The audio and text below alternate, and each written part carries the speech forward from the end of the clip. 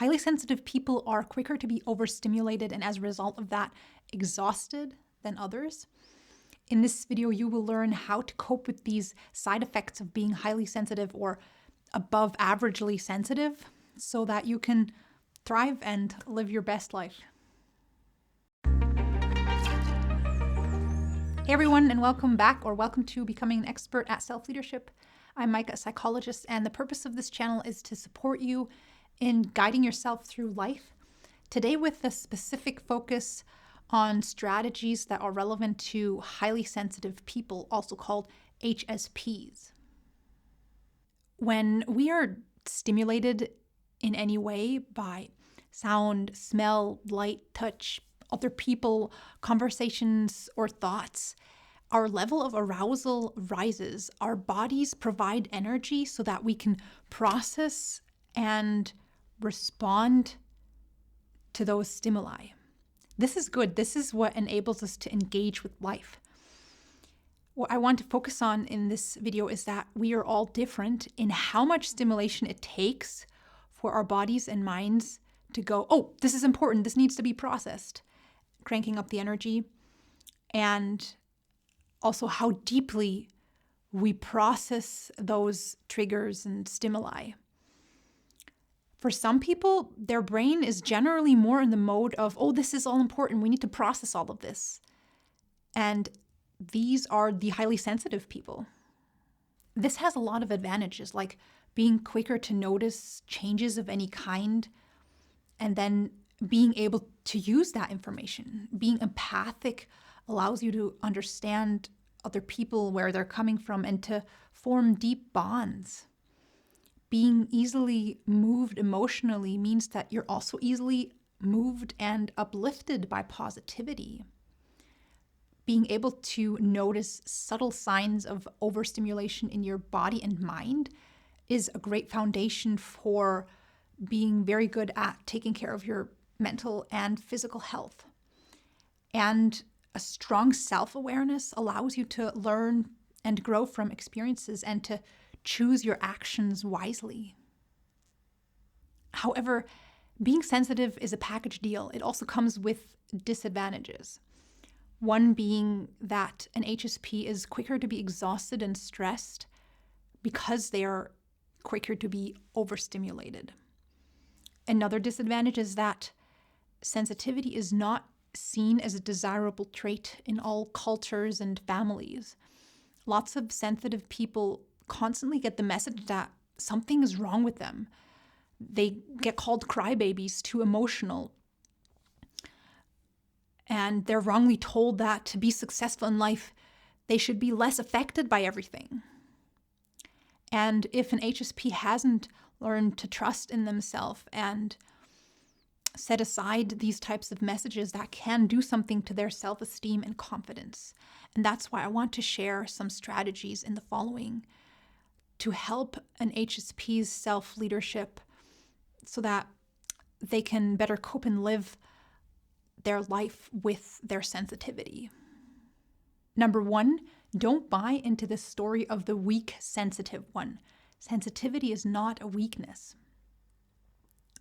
The idea that sensitivity is a weakness comes from the misunderstanding that in order to be strong and resilient in the face of challenges, we need to not be affected by them. We need to feel less. That's wrong. Studies show that resiliency comes from emotional agility, being able to quickly recover from stress and tap into positivity alongside challenging experiences, not from not feeling deeply.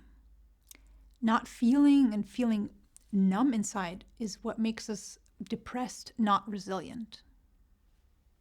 Another fact that feeds this story of being weak if you're sensitive is that lots of people haven't learned to process their own emotions or to respond to emotions in other people. And seeing emotional sensitivity makes them uneasy and uncomfortable, and it can be easier to tell someone to stop it rather than learn something about processing emotions. No matter from whom or where this prejudice against sensitivity is coming from, remain aware it's not based on facts. Sensitivity is not a weakness or a flaw. It's a different style of processing information and stimulation that also has its advantages and beauty. Don't let others invalidate your experience by telling you that you're too sensitive. Give yourself permission to trust in who you are and to know what you know and to set aside comments and opinions that aren't based on facts. Number 2, make time to process events and emotions. It's a necessity, not a luxury. HSPs need more time to process events and emotions than other people. Give yourself that time. Make sure you have enough quiet, alone time to process events and emotions. Find out what helps you to process. This could be journaling, meditating, grounding exercises, spending time in nature, exercise, having a good talk with one close person, being creative, uplifting media. Number 3, learn to generate positive emotions. Your sensitivity isn't limited to stress. Studies indicate that highly sensitive people are not only quicker to be stressed in overstimulating environments, but they can also benefit more from positivity. It makes sense. Why would your sensitivity be limited to stress and negativity? This means that if you learn to generate positive emotions and find resilient responses to situations in your life, you'll not only be quick to be stressed and overstimulated, but also quick to dive into and benefit from positivity and resilience. If you're interested in that, you might want to watch my video about generating positive emotions. I'll link it up here with the info cards. Number 4, set priorities. Not everything is important. If you notice and process more, it can seem like you also need to do more, but this will only add to your overstimulation and exhaustion. Our time and energy is limited, and we need to make choices about what we want to spend our time and energy on and what we want to spend less or no time and energy on. This applies to everyone and especially to highly sensitive people. Give yourself permission to not do everything. Number 5, set boundaries. You don't have to dance at every wedding. Having boundaries starts with you noticing and respecting the needs and natural rhythms of your body. And it continues on to letting others know when you need time to rest and be alone to process. It may also include letting them know that the reason you're not attending as many events or socializing as much isn't because you're not interested, but because your limit of processing stimuli has been reached. Be mindful, though, of how, when, and with whom you label yourself as highly sensitive, because some people might start acting prejudiced towards you after that. It's just also part of having boundaries. It's a boundary concerning how much information you give another person about yourself. Number 6, dial down the stimulation. Direct your awareness and interpretations. Besides from learning to manage the overstimulation, you can also learn, at least to some degree, to dial down your arousal.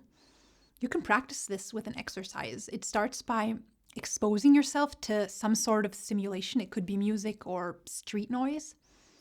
And then practicing a mindful awareness of that stimulation that allows it to drift into the background of your awareness.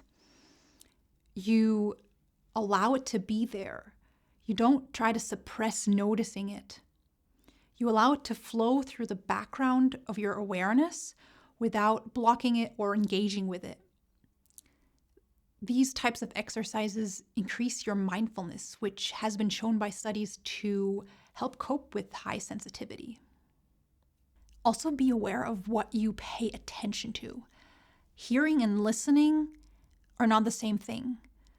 Noticing and observing are also different.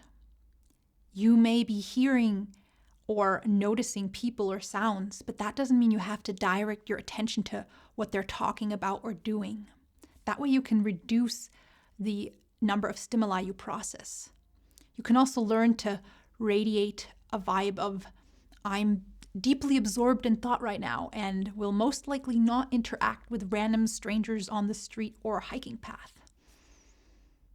Be aware that others are not as sensitive as you are. Some people habitually speak in a very loud volume, and others write text messages in all caps or use dramatic language even when it doesn't really apply, like never, always, horrible. And if you're aware of that, you can dial that intensity down. When someone else is only slightly stimulated but speaking loudly and with strong words, that can trigger alarm bells in a sensitive person, but it doesn't have to escalate your level of stimulation if you can dial it down by telling yourself, the intensity I'm perceiving right now is not the intensity this person is trying to communicate. Let me imagine how another HSP would have said it so I can understand what this person is trying to say. And lastly, and I suspect that you're already doing this, but we can always get better at it, choose your environments and exposure to stimulation carefully. Know your triggers, observe yourself in new situations and environments, and see if and how they are suited for you. Don't consume violent or overly dramatic media. Limit your exposure to the news. Best only check it once a day and not directly before bedtime. And also keep in mind that when we are in environments regularly, we can also get used to certain aspects of those environments. This is called habituation. And through habituation, we are less stimulated by environments. It's like, after a few minutes, you don't notice anymore what a room smells like. So don't base this strategy of managing your environment only on avoiding and reducing. Also base it on putting yourself out there and getting used to things. Both is equally important. I hope there was something in this video for you. If yes, please drop a like. If you want to see more videos about self-leadership, remember to subscribe and hit the notification bell. Till next time, take care, and remember, sensitivity is not a flaw, it's a package deal. It has advantages, it has disadvantages, and if you learn to manage it, it can be part of what makes you strong, creative, successful, and happy.